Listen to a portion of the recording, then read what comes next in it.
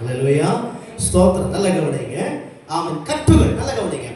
ஆமென், ஸ்தோத்திரம். கடந்த வாரத்துல நம்ம அவன் சிம்சோனின் மேல இருந்த கட்டு எப்படி உடைக்கப்பட்டது என்று வாசிச்சோம். கர்த்தருடைய ஆவி அவன் மேல இறங்கின உடனே அவனுக்குள் காணப்பட்டிருந்த கட்டுகள் எதை போல நூலை போல, அக்கினிப்பட்ட நெருப்பு பெற்ற நூலை போல என்ன ஆகிவிட்டது?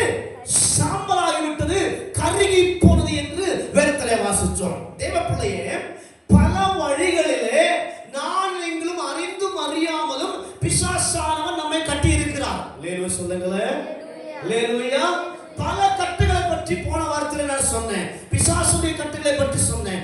மானுஷிகமான கட்டுகளை குறித்து நான் சொன்னேன். சுயமாக கட்டுகளை குறித்து நான் சொன்னேன். அல்லேலூயா, பிரைஸ் தி லார்ட். அதில் அவன் பிசாசானவன் எதிலெல்லாம் நம்மளை கட்டுவான் பார்த்தீங்கன்னா, முதல்ல பார்த்தீங்கன்னா நம்முடைய ஆவிக்குரிய வாழ்க்கை என்ன செய்வான்? கட்டி வைப்பான். இரண்டாவது நம்முடைய ஜெப ஜீவியத்தை கட்டி வைப்பான். முன்மாதிரியான வாழ்க்கையை கட்டுவான், ஜெப ஜீவியத்தை கட்டுவான். வேத புஸ்தகத்தை கண்டாலே என்ன வருது? எனக்கு வேத புஸ்தகத்தை பார்த்தாலே எனக்கு உடனே என்ன வந்துடும்? தூக்கம் வந்துடும். அது உண்மைதான். வந்து எல்லாருக்குமே அப்படிதான். வந்து ஊழியக்காரருக்கும் அப்படிதான். பைபிள் திறந்து வச்சாலே ஆட்டோமேட்டிக்கா அது வரைக்கும் இல்லாத தூக்கம் எங்கிருந்து வருது சொல்லவே முடியாது. அப்ப வேத புஸ்தகத்தை திறந்தால் உடனே தூக்கம். அந்த நேரத்தில் பார்த்தீங்கன்னா 50 கொட்டாய் போகும். அதுல கெட்ட ஆவி 50 கொட்டாய் போயிடுச்சுன்னா அது கெட்ட ஆவி. அல்லேலூயா. அப்ப நல்ல கவனிங்க. கர்த்தருடைய வார்த்தையை பார்க்க முடியாதபடிக்கு அவன் கண்களை கட்டுவான். என்ன செய்வான்? கண்களை கட்டுவான். செவிக்க முடியாதபடிக்கு போய் செவிக்கணும்னு சொல்லி உட்காரும் பொழுது என்ன ஆகும்? அப்பதான் மூட்டுல வலிக்கும், அப்பதான் வந்து உடம்பெல்லாம் கஷ்டமா இருக்கும். இப்படி எல்லாம் பிசாசு பண்ணுவான். இது ஆவிக்குரிய மண்டலத்தில் நடைபெறுகின்ற போராட்டமாக இருக்கிறது. இது காரணம் ஏன் தெரியுமா? இந்த கட்டு வருகிறது. ஏன் தெரியுமா பிரச்சனை வருது?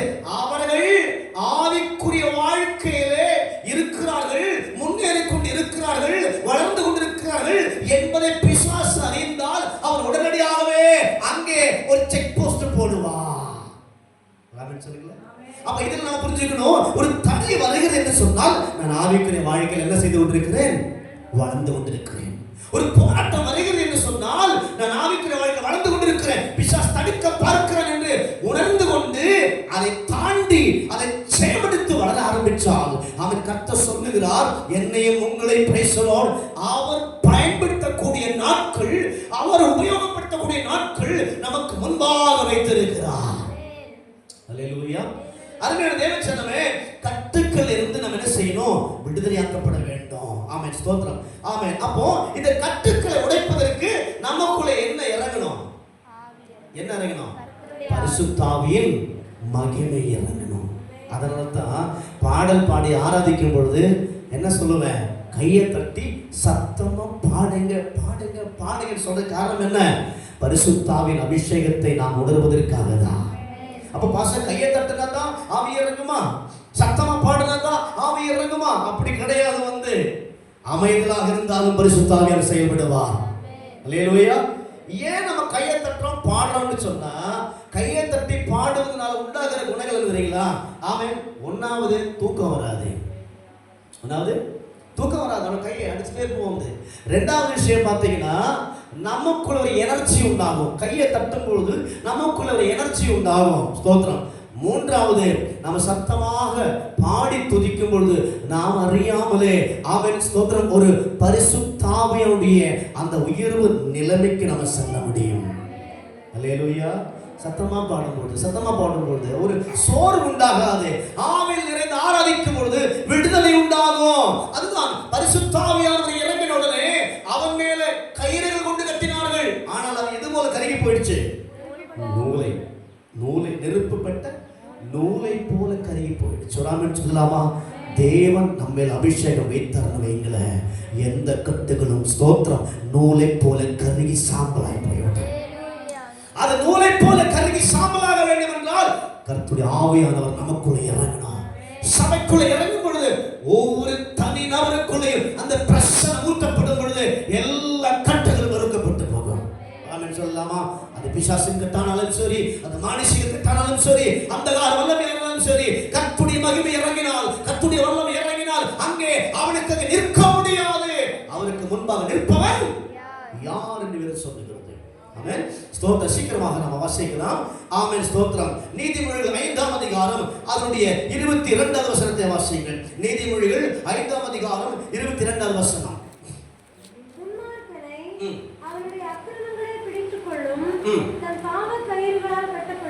துன்மார்க்கன் அக்கிரமம் பிடிக்கும், தன் பாவ கயிறுகளால் கட்டப்படுகிறான். நல்ல கவனிங்க.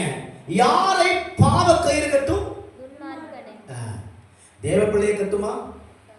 தேவ பிள்ளையை கட்டுமா என்று கேட்டாங்க சொல்லுவீங்க. கட்டாது பாஸ்டர். ஏன் கட்டாது? நாங்கள் யாரா இருக்கிறோம்? நாங்கள் யாரா இருக்கிறோம்? தேவனுடைய பிள்ளைகளா இருக்கிறனால பாவ கயிறுகளை கட்டாது என்று நாம் சொல்லுவோம். ஆதாம் தேவனால் உண்டாக்கப்பட்ட மனுஷன் தான். அவன் மனைவியும் தேவனால் உண்டாக்கப்பட்ட மனுஷி தான். ஆனால் எது அவர்களை தொட்டது? தொட்டானா இல்லையா?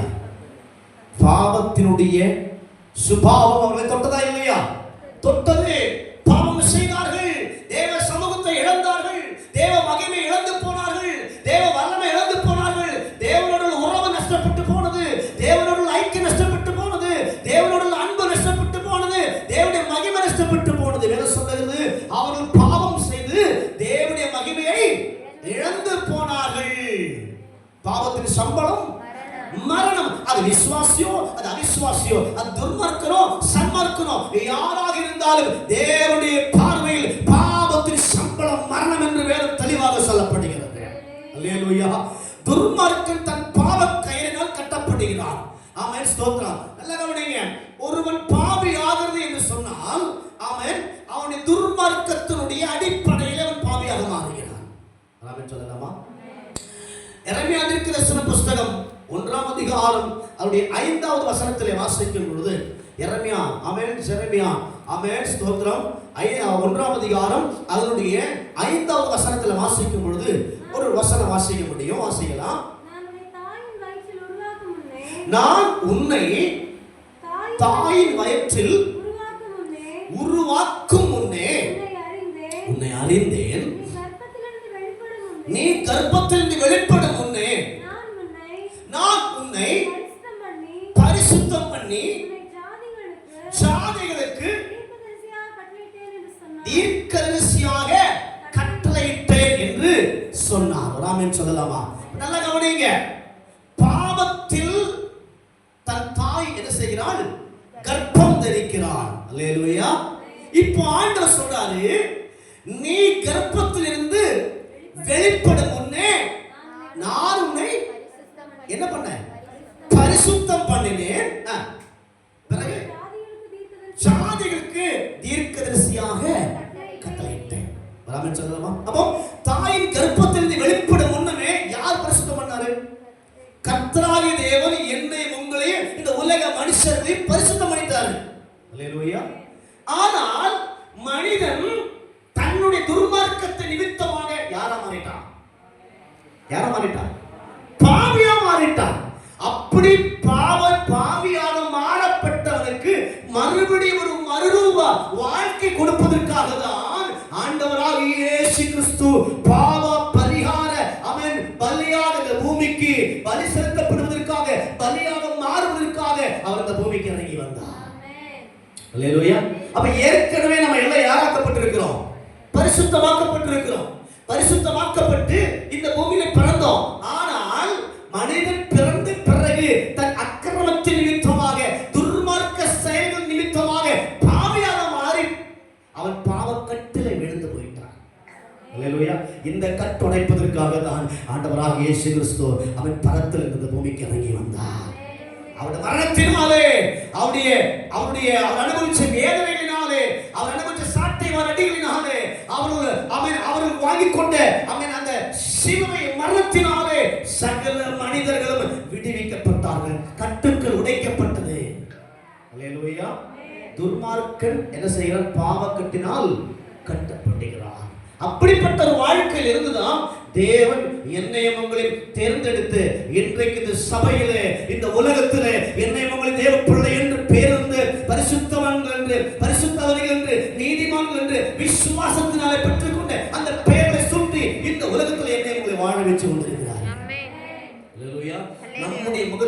ஆண்டவராகிய இயேசு கிறிஸ்து பிரதிபலிக்க வேண்டும்.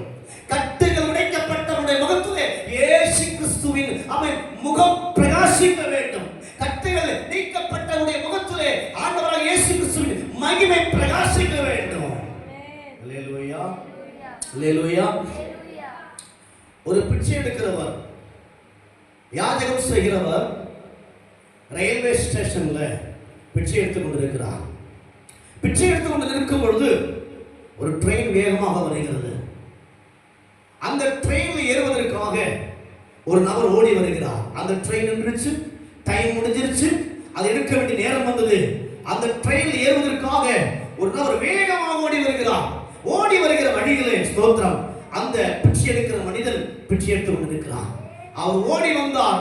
இந்த மனிதனை பார்க்காமல் ட்ரெயினை பார்த்து ஓடி வந்தார்.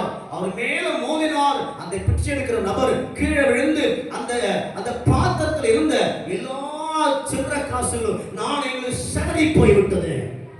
அங்கே படுத்திருக்கிறார். இடிச்சு தள்ளிவிட்டு ஓடின மனிதன் திரும்பி கூட பார்க்காமல் அவர் பாட்டுக்கு ஓடிட்டார்.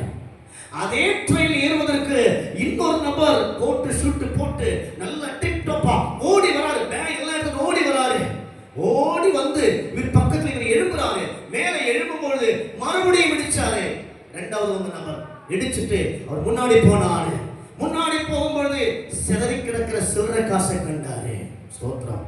அவர் தன்னுடைய அந்த பெட்டி, அந்த சூட்கேஸ் எல்லாம் ஓரமா வச்சுட்டு மெல்ல நடந்து வந்தாரு. நடந்து வந்து அந்த கீழே விழுந்த அந்த யாசகனை கைப்பிடிச்சு நேரம் உட்கார வச்சாரு. உட்கார வைத்துட்டு அவன் சிதறி கிடந்த சில்லறை காசு எல்லாம் பொறுக்கி எடுத்து உடைய பாத்திரத்துல போட்டு விட்டு அவரை எழுந்து நிற்க வச்சுட்டு பத்திரமா நில்லுங்க என்று சொல்லி அவர் போகிறாரு. அவர் தன்னுடைய பெட்டி எடுத்து நடக்கும் பொழுது அந்த யாசகன், அந்த பிச்சைக்காரர், அவன் சார் ஒரு நிமிஷம் என்று கேட்டார். அவர் முன்னாடி கால் வச்ச நபர் திடீரென்று திரும்பி பார்த்தாரு. அந்த பிச்சைக்காரர் கேட்ட கேள்வி என்ன தெரியுமா? நீங்கள் இயேசுவா? நீங்கள் தானா இயேசு? ஹல்லேலூயா. நீங்கள் தானா இயேசு? Praise the Lord. அவர் சொன்னார், நான் இயேசு அல்ல, இயேசுவின் பிள்ளையாக இருக்கிறேன். ஆமென் சொல்லலாமா? அருமையான தேவ ஜனமே, தேவ பிள்ளையினால் தான் இவைகளை செய்ய முடியும். ஹல்லேலூயா. அப்போ இந்த நன்மை செய்த காரணத்தினாலே அந்த யாசகன் அந்த மனிதனுக்குள்ள யாரை கண்டான்? இயேசுவை கண்டான். அல்லேலூயா. கட்டுகள் உடைக்கப்பட்ட தேவ பிள்ளை, கட்டுகளிலிருந்து விடுவிக்கப்பட்ட தேவ பிள்ளையுடைய முகத்திலே ஆண்டவராகிய இயேசு கிறிஸ்துவின் முகம் பிரதிபலித்து கொண்டே இருக்க வேண்டும். அல்லேலூயா. அப்போ துர்மார்க்கத்தின் பாவக்கட்டிலே விழுந்து போகிறான். அடுத்ததாக சீக்கிரமாக வாசியுங்கள். லூக்கா என்ற சுவிசேஷம் 13ஆம் அதிகாரம் 16வது வசனம். லூக்கா 13ஆம் அதிகாரம் 16வது வசனத்தை வேகமாக வாசிக்கலாம். இதோ சாத்தான் 18 வருஷமாய் கட்டியிருந்த ஆபிரகாமின் குமாரத்தியாகிய இவளை ஓய்வு நாளில் இந்த கட்டிலிருந்து அவிழ்த்து விட வேண்டியது ஆமென். ஆமென் சொல்லலாமா? 18 வருஷமாக ஆபிரகாமின் குமாரத்தி, ஆபிரகாமின் வம்ச பாரம்பரியத்தில் வருகின்ற ஒரு சகோதரி 18 ஆண்டுகளாக கூனி விழுந்தவளாக அவன் கூனி என்கிற கட்டுக்குள்ள கிடக்கிறான். அல்லேலூயா. ஓய்வு நாளிலே ஆண்டவராகிய இயேசு கிறிஸ்து ஆலயத்துக்கு சென்ற பொழுது அங்கே இந்த சகோதரி வந்தார். யூதருக்கு ஒரு பிரச்சனை இருக்குது. யூதருக்கு ஒரு சட்டத்திட்டம் இருக்குது. என்ன தெரியுங்களா? ஓய்வு நாளில் சுகம் கொடுக்க கூடாது, ஓய்வு நாளில் கட்டவிழ்க்க கூடாது, ஓய்வு நாளில் ஆடையோ அவன் இவைகளுக்கு ஆகாரம் கொடுக்க கூடாது, இவைகளை கட்ட அவிழ்க்க கூடாது என்கிற சட்டம் அவன் பழைய ஏற்பாட்டு காலத்திலே யூதர் மத்தியிலே இருக்கிறது. அல்லேலூயா. ஆனால் இயேசு கிறிஸ்து என்ன செய்கிறார்? இங்கே பாருங்கள். ஆலயத்தில் அவர் பிரசங்கம் பண்ணி கொண்டிருக்கிறார். கூட்டம் கூடியிருக்கிறது. ஒரு சகோதரி முதலில் கூனு விழுந்தவளாக கூனி கூனி கூனி கூனி நடந்து வருகிறார். எத்தனை வருஷம்? 18 வருஷம். ராமன் சொல்லலாமா? 18 வருஷமாக தன் முதுகிலே இந்த பாரத்தை சுமந்து கொண்டு அவன் அன்னார்ந்து வாழ்த்தை பார்க்க முடியாமல், அன்னார்ந்து கர்த்தர் படைச்ச வாழ்த்தை பார்க்க முடியாமல் இந்த பூமியை மட்டுமே பார்த்து கொண்டு நடக்கிறான். கர்த்தர் இயேசு பார்த்தாரு. ஆலயத்தில் வந்த சகோதரியை கண்டு மனமிறங்கி ஆமென் ஸ்தோத்திரம் அவளை சுகமாக்கினார். அவளை கற்று அவளை விட்டு நீங்கி போனது. அவள் நிமிர்ந்து நின்றாள். அல்லேலூயா. அவன் எதற்காக நான் சொன்ன அருமை தேவ பிள்ளையே, பல கட்டுக்கள் எங்க வந்த உடையும், பல கட்டுகள் எங்க உடையும், தேவனுடைய சமூகத்திலே உடையும், தேவனுடைய சன்னிதானத்திலே உடையும், தேவனுடைய ஆராதனையிலே உடையும். அந்த கட்டுக்கள் உடையணும்னு சொன்னா நாம் என்ன செய்யணும்? சபைக்குள்ளே காணப்பட வேண்டும், சபையை ஆராதிக்க வேண்டும், பாடல் பாட வேண்டும், துதிக்க வேண்டும், தேவனை மகிமைப்படுத்த வேண்டும். மன ரீதியாகவும் உடல் ரீதியாகவும் ஆவிக்குரிய ரீதியாகவும் உள்ள கட்டுகள் அனைத்தையும் கர்த்தரால் உடைத்து மாற்ற முடியும். ஓய்வு நாள் அவருக்கு அவன் ஸ்தோத்திரம், அவன் சுகம் கொடுப்பதற்கு தடை அல்ல, ஆராதனை தடை அல்ல, ஜெபம் தடை அல்ல. ஜெபிக்கும் பொழுது, ஆராதிக்கும் பொழுது, துதிக்கும் பொழுது, மகிமைப்படுத்தும் பொழுது சுகம் தேவையாக இருக்கிறதா? கட்டு உடையணுமா? அவர் இறங்குவாரு, கட்டை உடைச்சு மாற்றுவாரு. சொல்லலாமா?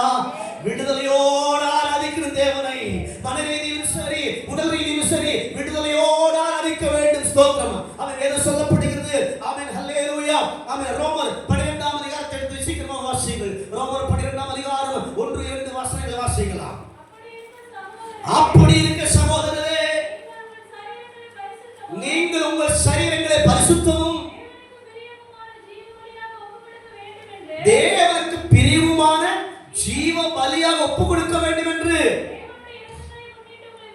தேவனுடைய இரக்கங்களை முன்னிட்டு உங்களை வேண்டிக் கொள்கிறேன். இதுவே நீங்கள் செய்யத்தக்க புத்தி உள்ள ஆராதனை. சொல்லலாமா? முதல்ல நம்முடைய ஆவியாத்ம சரீரத்தை ஆண்டவருக்கு என்ன செய்யணும்? ஜீவ பலியாக ஒப்பு கொடுக்கணும். ஜீவ பலியாக ஒப்பு கொடுத்தால் அங்கே ஆராதனை வெளிப்படும். ஆராதிக்க ஆரம்பிப்போம். பரிசுத்த ஆவியானவர் இறங்குவாரு, அவர் வல்லமையாக செயல்படுவாரு, கட்டுகளோடையும். சத்தமா அல்லேலூயா சொல்லுங்க. அல்லேலூயா. பல சமயங்களில் பிசாசு என்ன பண்ண தெரியுமா? நம்முடைய நாவை பிடிச்சி கட்டி வச்சிருவான். நம்முடைய நாவை கட்டிடுவான். என்ன செய்யக்கூடாது? ஆலயத்துக்குள்ள சபைக்குள்ள என்ன செய்யக்கூடாது? பாட்டு பாடக்கூடாது. சில சமயம் கையை பிடிச்சி கட்டிடுவான். என்ன செய்யக்கூடாது? கையை தட்டக்கூடாது. நமக்கு தெரியாது, நம்ம நினைப்போம் வந்து நமக்கு கஷ்டமா இருக்கு, ஆராதிக்க முடியல, அப்படி யோசனை பண்ணிட்டு இருப்போம். ஆனா பிசாசு என்ன பண்ணிட்டு இருக்கிறான்? கையை பிடிச்சி வச்சுட்டு இருக்கிறான். கையை தட்டாதே, கையை தட்டாதே, கையை தட்டாதே. பாடணும்னு நினைக்கிறோம், ஆனா பாட முடியல. என்ன பண்ணிட்டு இருக்கிறான்? நாக்க பிடிச்சி வச்சுட்டு இருக்கிறான். பாடாதே. காரணம், நீ பாடுனா உனக்கு விடுதலை உண்டாகும். எத்தனை பேர் புரியுதுங்க? நீ கையை தட்டினா உனக்கு விடுதலை உண்டாகும். ஆக நீ கட்டுக்குள்ள இருக்க வேண்டும் என்று பிசாசு விரும்புகிற அப்படினாலே உன்னை பாட விடுகிறது இல்ல, உன்னை கையை தட்ட விடுகிறது இல்ல, உன்னை துதிக்க விடுகிறது இல்ல, ஆராதிக்க விடுகிறது இல்ல. இதை நான் நீங்கள் அறிய வேண்டும். சாத்தானின் தந்திரங்களை அறியாமல் அல்லவே அறிந்திருக்கும். அவன் எங்கேயும் வருவான், ஆலயத்துக்குள்ளேயும் வருவான். ஆமென் சொல்லலாமா? ஆக இதிலிருந்து விடுவிக்கப்படும் பொருட்டாக தேவச்சனமே பரிசுத்த ஆவியானவர் நமக்குள்ளே இறங்க வேண்டும். அவருடைய மகிமை நமக்குள்ள இறங்க வேண்டும். நம்முடைய சரீரங்களை ஜீவ பலியாக ஒப்பு கொடுத்து கர்த்தரை ஆராதிக்கும் பொழுது பிசாசு நமக்கு எதிராக நிற்பதில்லை. அவன் நமக்கு முன்பாக நிற்பதற்கு அவரால் முடியாத காரணம் என்ன? அவருடைய மகிமை நம்மை நிரப்பிக் கொண்டே இருக்கும். அல்லேலூயா. சீக்கிரம் அந்த வசனங்களை வாசியுங்கள். ஆமென், ஸ்தோத்திரம். ஆமென். யோவான் என்ற சுவிசேஷம் 11ஆம் அதிகாரம் 42 முதல் 45 வரைக்கும். யோவான் 11ஆம் அதிகாரம் அவன் 42 முதல் 45 வரைக்கும் உள்ள வசனத்தை சீக்கிரமாக வாசிக்கலாம். நீர் எப்பொழுதும் எனக்கு செவி கொடுக்கிறீர் என்று நான் அறிந்திருக்கிறேன். யோவான் எழுதின சுவிசேஷம் 11ஆம் அதிகாரம். நீர் எப்பொழுதும் எனக்கு செவி கொடுக்கிறீர் என்று நான் அறிந்திருக்கிறேன். ஆனாலும் நீர் என்னை அனுப்பினதை சூழ்ந்திருக்கும் ஜனங்கள் விசுவாசிக்கும்படியாக அவர்கள் நிமித்தம் இதை சொன்னேன் என்றார். இவர்கள் நீ சொன்ன பின்பு லாசருவே வெளியே வா என்று இவர்களை சொன்ன பின்பு லாசருவே வெளியே வா என்று உரத்த சத்தமாய் கூப்பிட்டான். அப்பொழுது மரித்தவன் வெளியே வந்தான். அவன் கால்களும் கைகளும் பிரேத சீலைகளினால் கட்டப்பட்டிருந்தது. அவன் முகமும் சீலையால் சுற்றப்பட்டிருந்தது. இயேசு அவர்களை நோக்கி இவனை கட்டவிழ்த்து விடுங்கள் என்றார். அப்பொழுது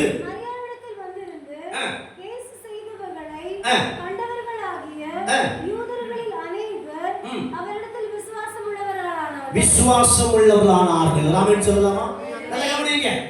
லாசருடைய கதை யாரும் தெரியாதவர்கள் கிடையாது. மரியாளுடைய சகோதரனாகிய மார்த்தாள் மரியாளுடைய சகோதரனாகிய லாசரும் மரித்து எத்தனை நாள் ஆச்சு? எத்தனை நாள்? 3 நாளா 4 நாளா? 4 நாள் ஆச்சு. எங்க இருக்கிறார் தலைவர்? எங்க இருக்கிறாரு? கல்லறைக்குள்ள அடக்க முடியாச்சு. கல்லறைக்குள்ள வச்சிருக்கிற 4 நாட்களான அந்த சரீரம் எப்படி இருக்கும்? ஃப்ரெஷ்ஷா இருக்குமா இல்ல நாற்றம் வச்சிருக்குமா? ஏறக்குறைய பாடி என்னாகும்? வீங்கி ஊதி போய் வெடிக்கிற நிலைமையில் இருக்கு. அல்லேலூயா. யூதர்களுடைய முறைமையின்படி இவர்கள் அவன் ஜாயிண்ட் இல்லாத, அவன் ஸ்தோத்திரம், இணைப்பு இல்லாத சீலையினாலே அந்த சரீரத்தை என்ன செய்வார்கள்? கால் பாதம் முதல் தலை வரைக்கும் ஒரே சுற்றலாக சுற்றி அந்த சரீரத்தை கல்லறையில வைப்பார்கள். அல்லேலூயா. சத்தமாக அல்லேலூயா சொல்லுங்களேன். அல்லேலூயா. இப்போ 4வது நாளிலே யார் வந்திருக்கிறாரு? ஆண்டவர் இயேசு வந்திருக்கிறார். எங்க வந்திருக்கிறாரு? பெத்தனியாவுக்கு வந்திருக்கிறார். அதுவும் பெத்தனியாவில் வந்து ஸ்தோத்திரம் அவன் மரியாதை அழைத்துக் கொண்டு எங்க வந்திருக்கிறாரு? சகோதரியோடு சேர்ந்து கல்லறைக்கு வந்திருக்கிறார். கல்லறையில வந்து கல்லு அடைக்கப்பட்டிருக்கிறது, கல்லறை மூடப்பட்டிருக்கிறது. உள்ளுக்குள்ள யார் இருக்கிறாரு? லாசர் இருக்கிறாரு. ஸ்தோத்திரம். ஆண்டவர் என்ன பண்ணாரு? லாசர் நினைச்சு கொஞ்சம் அழுதாரா இல்லையா? இயேசு கண்ணீர் விட்டார். யாருக்காக? லாசரை நினைத்து ஒரு கண்ணீர் விட்டார். இப்போ ஆண்டவராகிய இயேசு கிறிஸ்து சொல்லுகிறாரு, லாசருவே லாசருவே வெளியே வா. ராமன் சொல்லலாமா? அருமையான தேவ சொன்னமே, இயேசுவின் சத்தத்தை கேட்ட கட்டோடையும். எத்தனை விசுவாசிக்கிறீங்க? இயேசுவின் சத்தம் காதிலே முழங்கினால் உன் கட்டு உடையும். ஏன் இதுவரைக்கும் கட்டுடையாமல் இருக்கிறது? சரியாக கர்த்தரின் சத்தம் காதிலே விழாமல் இருக்கிறது. கர்த்தருடைய வார்த்தைக்கு செவிகொடாமல் இருப்பது, கர்த்தருடைய வார்த்தைக்கு கனகொடாமல் இருப்பது, கட்டுடையாமல் இருப்பதற்கு முக்கிய காரணமாக இருக்கிறது. அல்லேலூயா. லாசருவே வெளியே வா. இப்ப கட்டப்பட்டு இருக்குது. எப்படி லாசரு வெளியே வர முடியும்? நடந்து வர முடியுமா? சொல்லுங்க, நடந்து வர முடியுமா? கட்டியாச்சு. கையும் எப்படி வசனம் என்ன சொல்லப்படுது?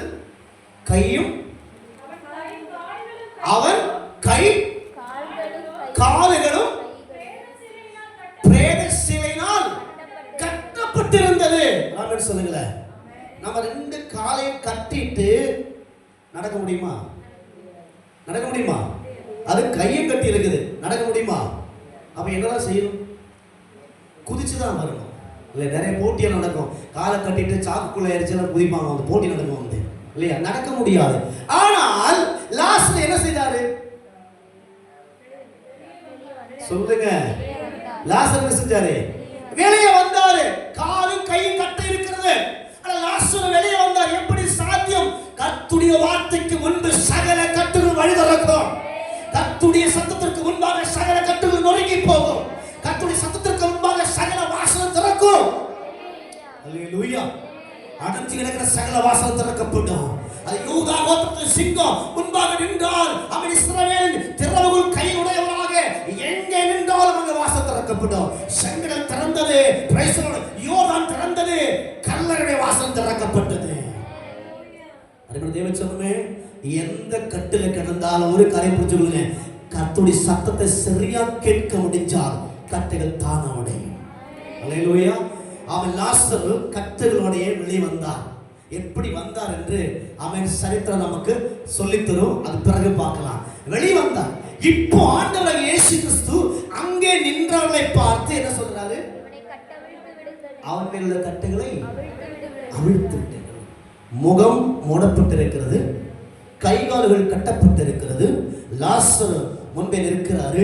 கர்த்தர் சொல்லுகிறார், அவருடைய கட்டுகளை அவிழ்த்து. அப்ப என்ன ஆவிக்குரிய அர்த்தம் சொல்லி தரேன். ஆண்டவரே, என் கட்ட உடைங்க, கட்ட உடைங்க, கட்ட உடைங்க. அவர்கிட்ட கத்திட்டு இருக்கிறத விட நாமே நம்முடைய கட்ட உடைக்கணும். எத்தனை விளங்குதுங்க? ஆமென் சொல்லலாமா? நாமே நம்முடைய கட்ட உடைக்கணும். எப்படி உடைக்கணும்? ஜெபிக்கணும். கர்த்தருடைய சத்தம் கேட்கணும். ஆவியானவருடைய மகிமை நம்ம மேல இறங்கணும். ஆராதிக்கணும், பாடணும், துதிக்கணும், வேதம் வாசிக்கணும், ஜெபிக்கணும். தானாகவே கட்ட உடைக்கப்படும். ஆமென் சொல்லுங்களேன். ஆண்டவரே கட்டோடைங்க கேட்கலாமா? அவன் கேட்கிறத விட கர்த்தர் நமக்கு அதிகாரம் தந்திருக்கிறார், நமக்கு அபிஷேகம் தந்திருக்கிறார். ஏசாயா தீர்க்கதரிசன புத்தகத்துல வாசிச்சோம் இல்லையா? ஆமென். அபிஷேகத்தின் வல்லமையால் நுகங்கள் நுகத்தடிகள் முறியடிக்கப்படும். அப்போ நாம ஒருவருக்கொருவர் என்ன செய்யணும்? கட்டுகளை உடைக்கணும். ஆமென் சொல்லலாமா? நாம ஒருவருக்கொருவர் என்ன செய்யணும்? கட்டுகளை உடைக்கணும். நான் உங்களுக்காக ஜெபிக்கும் பொழுது உங்க கட்டுடையணும், நீங்க எனக்காக ஜெபிக்கும் பொழுது என்னுடைய கட்டுடையணும். நாம் ஒருவருக்கொருவர் ஜெபிக்கும் பொழுது நமக்குள்ள காணப்படுகிற கட்டுகள் நொறுக்கப்பட வேண்டும். அப்படி நொறுக்கப்படும் சொன்னா ஒருவருக்கொருவர் ஜெபத்திலே வளர வேண்டும், ஆராதனையிலே நாம முன்னேற வேண்டும், துதியிலே முன்னேற வேண்டும், வேத வசனத்திலே அவன் தியானத்திலே முன்னேறி செல்லும் பொழுது ஒருவனும் நமக்கு எதிராக நிற்க முடியாது. சொல்லுங்களேன். ஆக நம்ம இன்னைக்கு ஸ்தோத்திரம் கர்த்தருடைய சமூகத்தில் நம்ம ஒப்பு கொடுத்த ஆண்டவரே ஹalleluya, லாசருடைய கட்டுகள் நீக்கப்பட்டு போனது. அநேகர் பாவக்கட்டினாலே பிடிக்கப்பட்டார்கள். சிம்சோனின் மேல் ஆவியானவர் இறங்கின பொழுது அவன் மேல் காணப்பட்ட கட்டுகள், அவன் கயிறுகள், அவன் நெருப்பப்பட்ட நூலை போல கருகி போனது. கர்த்தருடைய நாளில் ஆமென் ஸ்தோத்திரம், அவன் யோவான் ஆவிக்குள்ளானார், தரிசனங்களை கண்டார். கர்த்தருடைய சத்தம் கேட்கப்பட்டது. சாமுவேல் ஆலயத்தில் உறங்கிக் கொண்டிருக்கும் பொழுது கர்த்தருடைய சத்தம் கேட்கப்பட்டது. அவன் பிற்காலத்தில் தீர்க்கதரிசியாக மாறினான். அருமையான தேவச்சனமே, கர்த்தர் என்னை உங்களை எதற்காக அழைச்சிருக்கிறார் தெரியுமா? எங்கிருந்து அழைச்சிருக்கிறார் தெரியுமா? அந்த காலத்திலிருந்து 1 பேதுரு 2 அதிகாரம் 9 வசனத்தை வாசிக்கும் பொழுது நீங்களோ அந்த காலத்தில் நின்று அவருடைய ஆச்சரியமான ஒளியிடத்திற்கு அழைத்துள்ள புண்ணியங்களை அறிவிக்கவும். ஆமென் சொல்லலாமா? அல்லேலூயா. ராஜாக்களாகவும் லேவியர்களாகவும் அவர் சொந்த ஜனமாகவும் தெரிந்து கொள்ளப்பட்டீர்கள் என்று சொல்லப்படுகிறது. தேவஜனமே, அந்த காலத்தில் மீட்கப்பட்டிருக்கிறோம், அந்த காலத்திலிருந்து விடுவிக்கப்பட்டிருக்கிறோம், கட்டில் இருந்து ஆமென் ஸ்தோத்திரம் நீக்கப்பட்டிருக்கிறோம். மரணக்கட்டில் இருந்து நாம் நீங்கள் விடுவிக்கப்பட்டிருக்கிறோம். பல சமயங்களிலும் நாம் அறிந்தோ அறியாமலோ சொன்னது உண்டு, ஆமென், ஜீவிப்பதை விட சாகுவது. பல சமயங்களில் நானும் நீங்கள் அறிந்தோ அறியாமல் சொன்னது உண்டு, அவன் மரித்து போன நிலமாக இருக்குமே. பல போராட்டத்தின் மத்தியிலே, பல பிரச்சனை மத்தியிலே அவன் சகிக்க முடியாத சூழ்நிலை வரும்பொழுது ஜீவனை ஒடுக்குவது நல்லது என்று சிந்திச்சது உண்டு. இதெல்லாம் ஒரு கட்டுதான், நாவலே கட்டுதான். அறிவின் தேவச்சனமே, அறிந்தும் அறியாமல் சொல்லக்கூடாது. ஆமென் ஸ்தோத்திரம். அவன் ஜீவிப்பதை விட மரிப்பது நல்லது என்று சொல்லவே கூடாது. காரணம் என்ன? அது கட்டாக மாறிவிடும். அது கட்டாக மாறிவிட்டால் அந்த கட்டு கொண்டே போய்விடும். அல்லேலூயா. நம்முடைய நாவில் அதிகாரம் உண்டு, வல்லமை உண்டு. அவன் அறிந்து அறியாமலும் வார்த்தை சொல்லக்கூடாது.